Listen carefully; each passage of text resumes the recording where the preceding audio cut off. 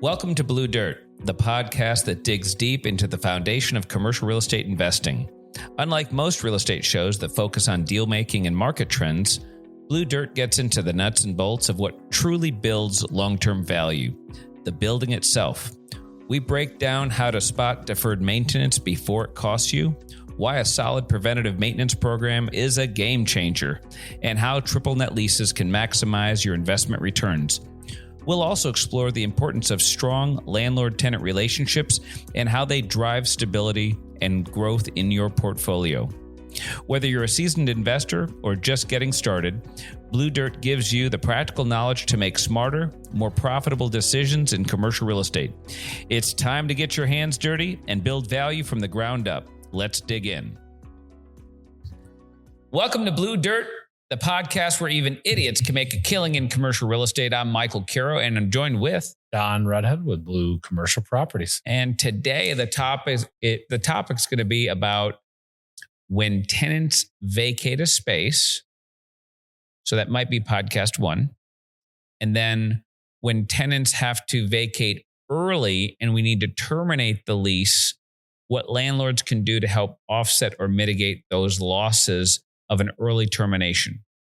So I think podcast number 1, we're going to talk about when a tenant is vacating the space, what the property management company can do, or you as a landlord, if you don't have a property management company, what you should do to ensure that the space is turned over in proper condition, typically with normal wear and tear accepted, and also what you should be looking for in the event you need to charge. When we talk about a return on investment on a property, everything goes into that, including your expenses for rehab, repairs and maintenance, things that you have from a natural cost standpoint, but not everything that has to be done is your expense. And so that's kind of what we want to talk about today. How do you get the space properly turned back over to the landlord and properly prepared to be ready for a new tenant? Mm-hmm. So Don, why don't you kind of kick us off, since you're our property manager extraordinaire? What do you look for in preparation of before the tenant vacates? Yep. And then the types of walkthroughs, maybe pre while the tenant's in place, post after the tenant vacates, and then what claims against a security deposit might you look for, and our hope is that we are just able to give all the money back to the tenant. Right. Yeah. The funny thing is the best thing you could probably do is actually on the delivery of the space. Okay. So we're going to go back to before the tenant takes over. Correct. So when you do that move-in kind of delivery of the space, having good photos, having a good, checklist done, documenting everything in the space, and having the tenant, when they actually sign the lease, they understand, this is my responsibility, right? This is the landlord responsibility. I'm accepting the space with X, Y, and Z. Having that completed on the front end is always very helpful. And unfortunately, sometimes that can be years, right? That was 5 years ago in some places. So it's always one of those things that we're getting better and better at, but it's sometimes takes years to yield fruit. And then there's some that you just take over properties that you weren't there when it first happened. So you don't have good data to work off. Right. Well, and when he says you don't have good data, you don't have that quantifiable data, but typically you would still have a lease. So the lease still is going to govern that entrance and exit. So if there's a lot of damage to a space that was not identified pre-lease, it's not uncommon that a tenant says, no, it was there. That was there when I got it. Problem is if you accepted it and as if it were a space in good condition, and if everybody seems to not have a memory, that's the part that especially, we stepped in to help somebody we were dealing with, a large medical group. If you remember this story a few months ago, this group, very large, had none of the same players. They're in there for 15 years or something Long time. And there's a tremendous amount of wear and tear in things that are just dated.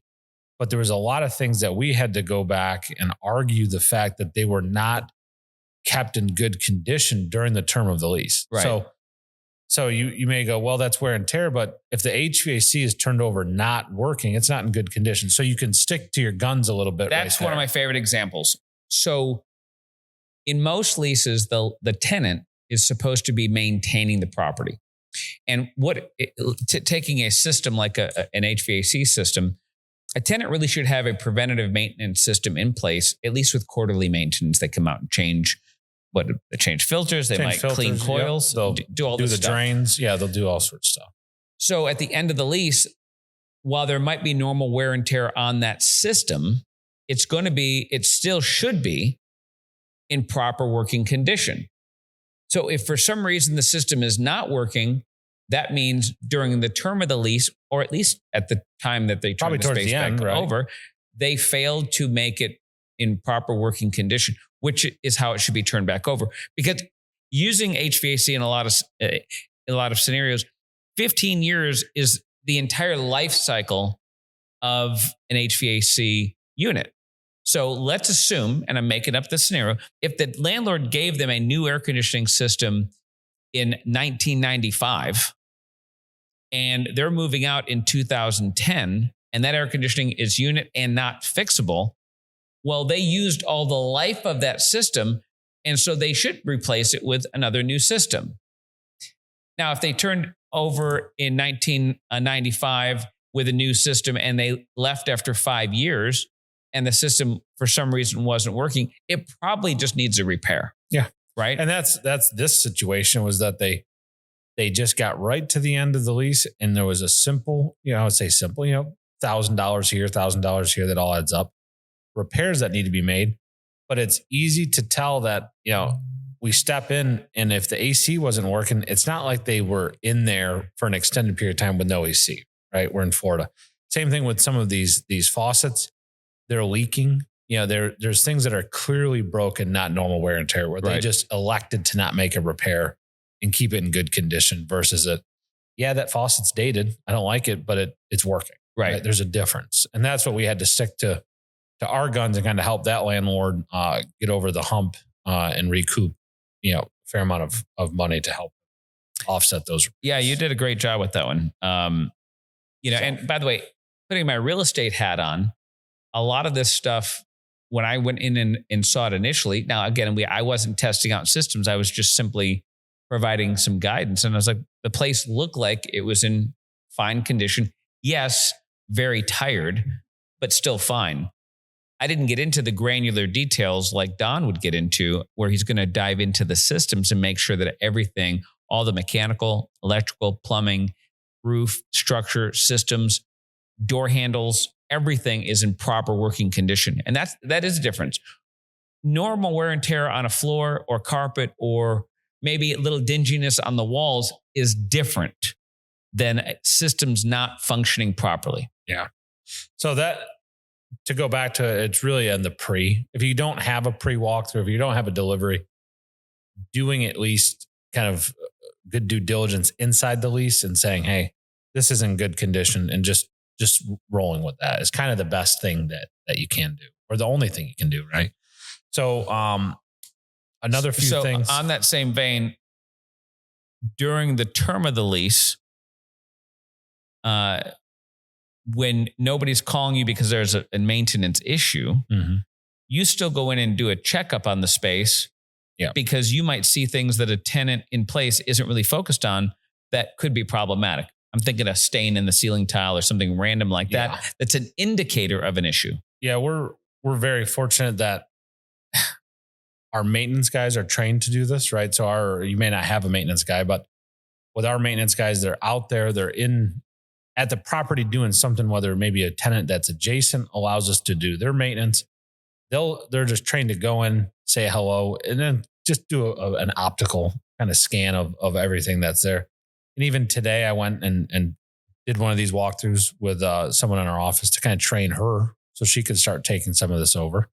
And, while we're there, pop into the space next door. And he goes, this other tenant told him of a separate issue. Right. Didn't report it to us, something for us to fix, but she never reported it to us. So now we'll jump in. So talking to the other tenants, talking to popping in.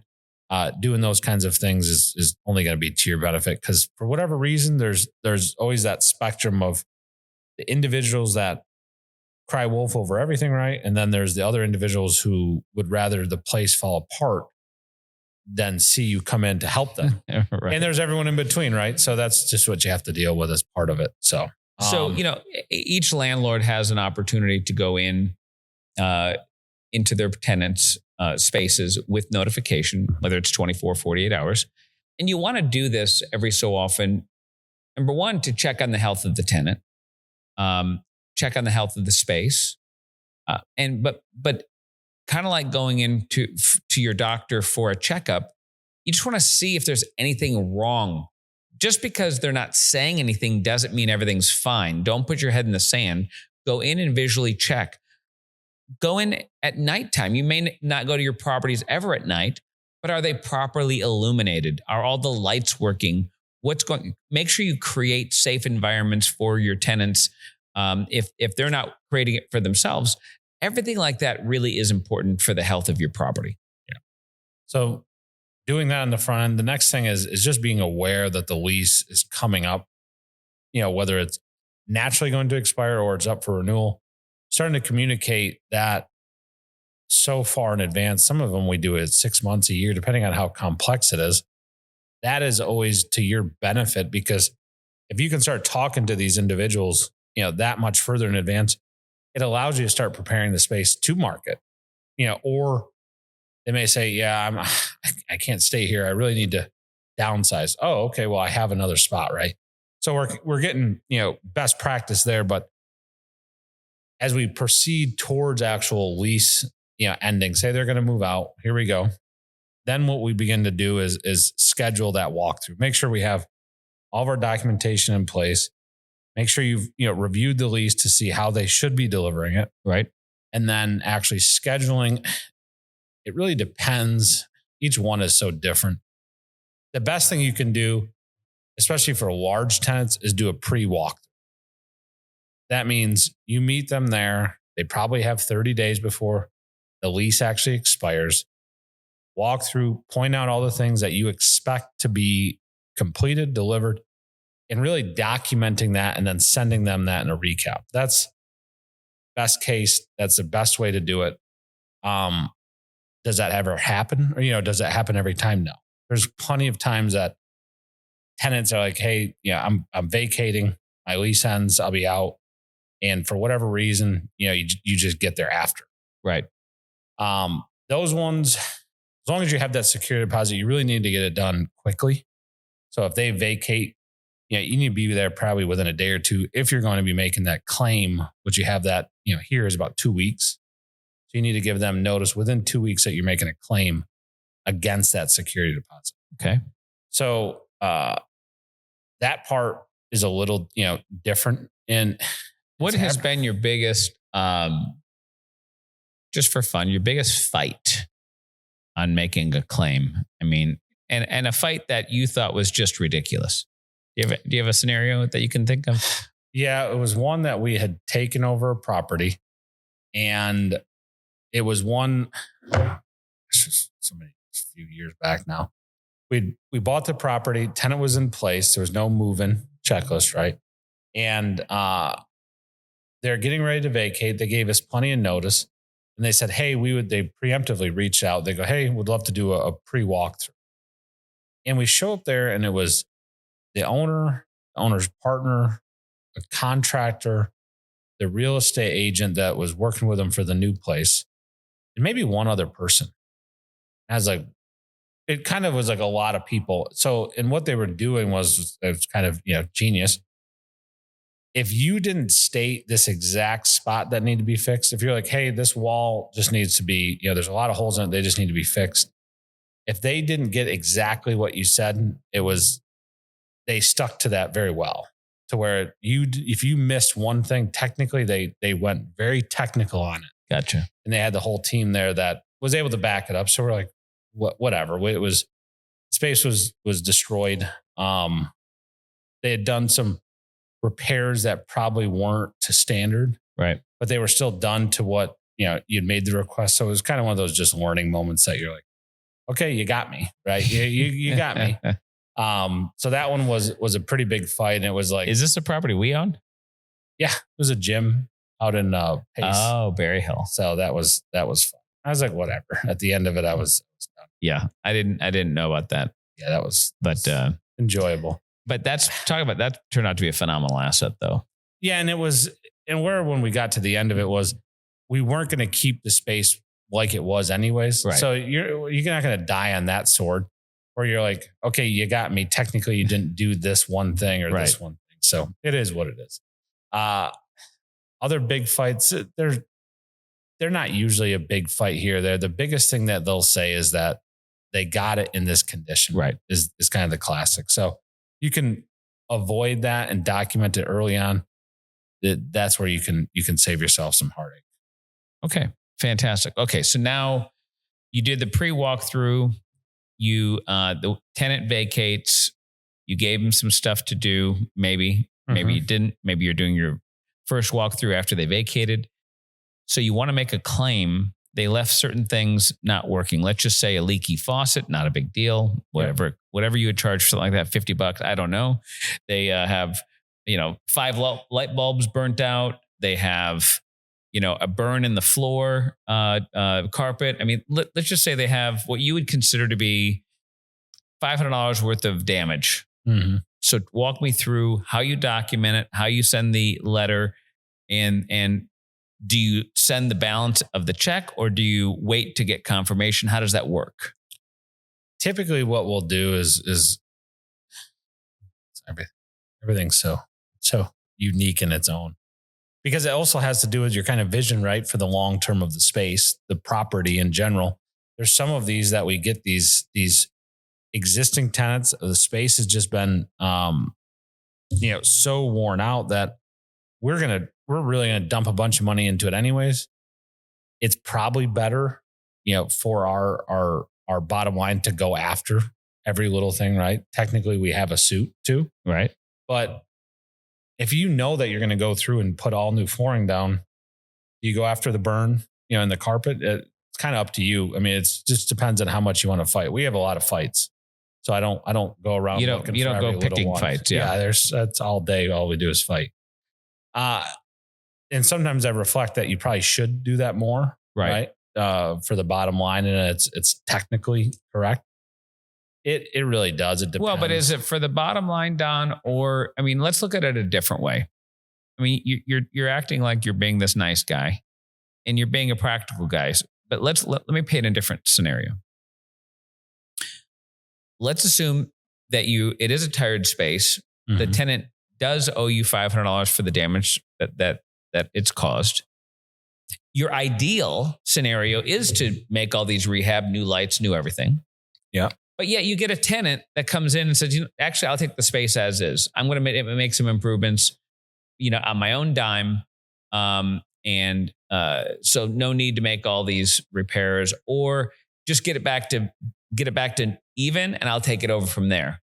Because a lot of times when you're talking about improving a space, the rate that you need to charge is going to increase, right? So if somebody comes in and says, no, just put the 5 lights back, fix that hole, and do this, and then I'll take it over as is because I want to pay a lower rate. So just getting it back to even is a benefit because you've got a tenant ready to take it over as is. So you're going as if you're going to do X, Y, and Z, but that you're putting yourself in a position that you have to now do X, Y, and Z. So I can see it both ways. Yeah. If you are not already actively planning on doing something, that's the best way to do it. So if you're literally waiting to push, if you're literally waiting for this person to vacate for you to start demo and doing improvements, that is the one end of the spectrum. But the other end, what you're articulating is definitely one that you should be going after. The repairs to the light switch, the repairs to shoddy construction, the repairs to whatever to get. Listen, we have a lot of different properties. I'm going to tell you, some properties, it could be destroyed, but it's in such an area that's coveted and so hard to gain entry into. You can just say, hey, if you want it, you're taking it as is. And it's up to them. You know what I mean? Then there's others that you can spit shine it like the Taj Mahal and nobody wants it. So Yeah, it's all part of the formula. It's part of the formula. So you got to get, I was talking to somebody yesterday. It's like you have so much data there, but at the same time, you have to just lean on a little bit of that experience, and you need to know whether, do I need to even put money into the space? And then you have people that come in and go, I rented this space and I put a lot of money into it. And whatever X, Y, and Z. But the reality is most of the time they're paying a rate that's reflective of them needing to put a bunch of money into it. Right. So that the right way to do it. They're paying, Don's example is they're paying a below market rate. So they're getting the juice from the savings every single month. Yes, they might have put a little bit of money into it, but it was because it was below market anyways. So that's the attractiveness of a below market lease, is the tenant then has more money to put into the space as they see fit. And that's a lot of properties we buy. We are price per square foot buyers. So if we can be below market $3 to $5 a square foot, the tenants want our spaces more. Now, maybe they have to put $1 or $2 a square foot into the space, but they're more than happy to do that on a one-time basis, as opposed to paying an extra $3 to $5 a square foot every year. So there is a tug of war, or a balance, as Don mentioned a couple of times. So I think that is worthwhile. I mean, our balance sheet and our financial statements are keyed in on so much balance in our expenses. And if we just go willy-nilly on expenses, and I think we do a better job than most, we are willing to spend a lot more than a lot of our landlord clients, because we are long-term holds. We don't really look to flip our properties. So we're willing to spend more as a long-term investor.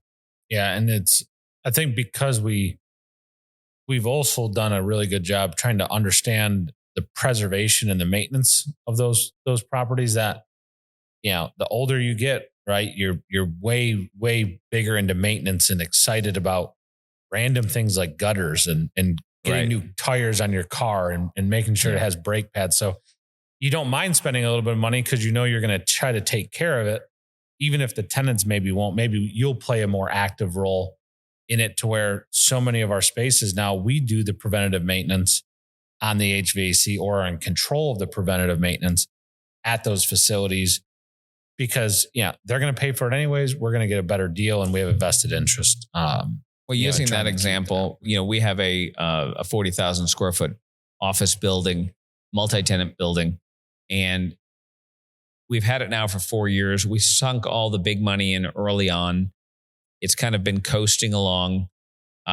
We've gotten to an occupancy now that is pretty high. We just had 2 other leases. One of the spaces hadn't been leased in 3 or 4 years. And so we're just excited. And now we get this extra life into the property. We're like, okay, let's make sure we do this and this. And so we're going overboard. Yes, we're building out the space for the new tenant, but we're also looking at this as an opportunity. What else can we do to invest in this property to make it even more attractive to other new tenants, and especially the existing tenants? So we actually really get a kick out of improving our properties better and better and better the longer we own them. So don't be afraid to reinvest into your asset. Yeah. And one thing to circle back with kind of the walkthrough, as I'm reflecting on some of the things that, if you're doing it, or if somebody else is doing the move out walkthrough with the tenant or post, what you really need to do is document absolutely everything that is an issue. So having a good checklist, regardless of what, someone walking through the checklist, they'll take all the photos, they'll make all these notes. And then it's really on us to kind of make that determination, that more complex decision of what, we're going to go after and fight. But you really should, for just best practice, have a good walkthrough checklist, review everything. If there is issues with the floor, if there is trash left behind, if there's, stains in the ceiling, if the lights are not working in certain areas, if there's, damage to the walls, whatever it is, you really should document each and everything. And then once again, case by case basis, how far are you going to go? If there's a lot of little things, then, maybe you have a claim against the whole. Maybe if there's one egregious thing, then everything's kind of case by case, but you're never going to have an issue with over document. Well, the checklist, I think, in anything that you do, especially in real estate, is critical. If you're going in, as Donnie mentioned, in an optical overview, I would say if you're just visually looking at it, you're going to see things. Well, let me put it this way. You may or may not see things because what you're looking for are obvious things, but there are going to be so many things that are not obvious. So on your checklist, there might be a section on ceiling. Okay. Do you see any ceiling stains? Do you see a buildup of dust on the vents that haven't been cleaned or anything like that? Do you see any wetness or condensation or whatever on the ceiling? Then you're going to go to the floors, and then you're going to go to the bathrooms. Are all of the toilets flushing properly? Oh, I didn't even think about flushing the toilets. Are they even working? Maybe some of the water's not even on some of the toilets because they're leaking and they didn't get them fixed. So this checklist is going to be so granular. And if you know just to go through the checklist, you're going to be a lot more comprehensive in every time. And so they may be there talking, right? You may have somewhat a relationship with them, and they're talking about maybe your favorite football team or whatever. If you don't have a checklist on purpose to distract you from your role. Yeah. Yeah. It's exactly right. Oh yeah. How's your kids? Oh, they're great. Yeah. Everything you can do and lean into a checklist. That's just, like you said, best practice for so many things in real estate, closing on the property. Do you ask for things like, we mentioned air conditioning a moment ago, but do you ask for a preventative maintenance? Yeah. We'll ask for the contract or and stuff invoices. Like that. Yeah. So, I mean, when was the last time the air conditioning was maintained? If it's a restaurant, when was the last time the grease trap was pumped? When was the last time the hood system was cleaned? When was the last time the fire suppression system was charged? When was the last time they did a backflow inspection? There's all of these things that you can't see that should be done upon exit. Correct. And you touched on something because, where my mind's going right now is this, office and retail for whatever reason. But restaurants are the most, I'll say, complex walkthrough because of those things. Like you said, if there is a restaurant there, you do want to know if there's a manifest for a grease trap, because if they are, and most likely they are, they're going to push that last pumping and not do it. And you're going to be sitting there, depending on how big it is, it could be $1,000, could be, $2,000 just to get that grease trap pumped that you're sitting there holding the bag for because you missed that one thing. Right. And you know what? It's not going to show up until the new tenant moves in and they call and they go, hey, our drains are going really slow. Or there's some other issue like that they're backing up, and then you're going to go, oh, it's because the grease trap was never pumped before they moved out. And then you said the hood cleaning, fire suppression. If you get into those kind of complex properties, those ones, you have to have the best walkthrough done there, period. Absolutely. You should have a good walkthrough plan for all your properties. Just some of them are going to be more complex than others. Don, what do you see from an electrical standpoint? I mean, most properties that we purchase, they don't have a lot of electrical issues, but what do you see as the most faulty thing? Typically, it's if someone had work done after they took over the space, and whether they tried to do the work themselves or they paid a buddy who knew a little bit about electrical. Which, by the way, folks, is typically going to be a violation of your lease. Most leases require that all work is done by a licensed and certified contractor.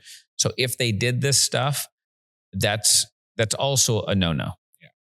Yeah, that, and a lot of times you can actually, of course, it depends on how it's laid out, but many times you can go to an electrical panel and you can actually see at the top of it, traditional commercial wiring is what we call MC cable. It looks like a metal kind of aluminum tube that's flexible. And you'll see where they come out of the panel with some kind of residential wiring. Typically it's like a yellow or white plastic. That's kind of a big red flag that somebody's been in there, that somebody's done something a little wacky. The other ones is we did a restaurant one that you were talking about. The guy defaulted, so we went after his entire security deposit, so there's no more money.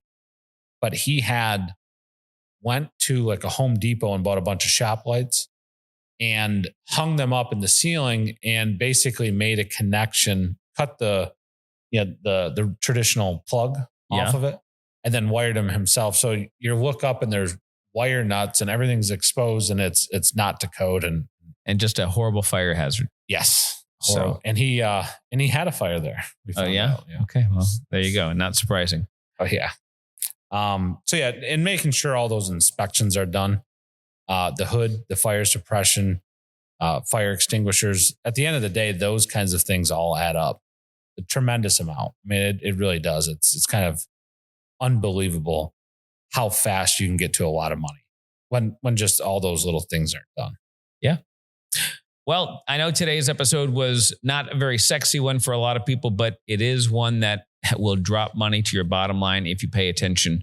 The bottom line may be just cash savings out of your pocket where you had the tenant do those repairs, but don't miss these boring episodes because boring is also where the money lies. So that wraps up another episode of our Blue Dirt podcast, where even idiots can make a killing in commercial real estate. That's a wrap for this episode of Blue Dirt. We're here to help you build smarter, invest wiser, and create long-term value in commercial real estate, one solid foundation at a time. If you found today's insights useful, be sure to subscribe so you never miss an episode. And if you know somebody who could benefit from these discussions, share Blue Dirt with them. Got questions or topics you'd like us to cover? Reach out. We'd love to hear from you. Until next time, keep digging deep, stay sharp, and remember, real value is built from the ground up. See you on the next episode.